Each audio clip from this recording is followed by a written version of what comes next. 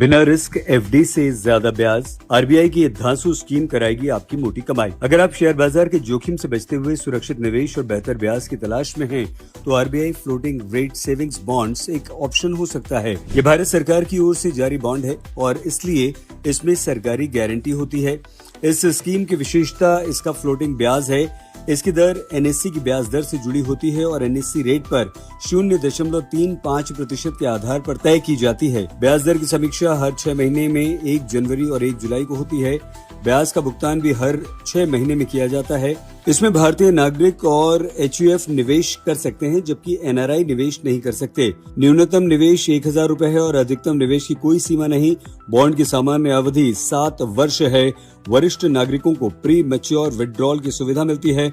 60 से 70 वर्ष की उम्र में 6 साल, 70 से 80 वर्ष की उम्र में 5 साल और 80 साल से अधिक उम्र में 4 साल बाद विड्रॉल किया जा सकता है। इसमें मिलने वाला ब्याज टैक्सेबल होता है और लागू इनकम टैक्स स्लैब के अनुसार टैक्स आपको देना पड़ता है।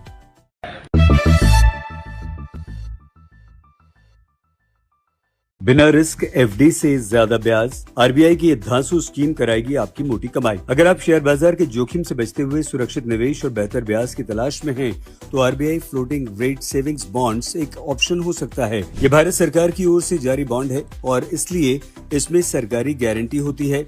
इस स्कीम की विशेषता इसका फ्लोटिंग ब्याज है। इसकी दर एनएससी की ब्याज दर से जुड़ी होती है और एनएससी रेट पर 0.35% के आधार पर तय की जाती है। ब्याज दर की समीक्षा हर 6 महीने में 1 जनवरी और 1 जुलाई को होती है। ब्याज का भुगतान भी हर 6 महीने में किया जाता है।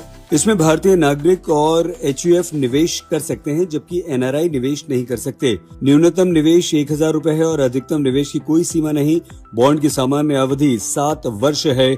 वरिष्ठ नागरिकों को प्री मैच्योर विड्रॉल की सुविधा मिलती है।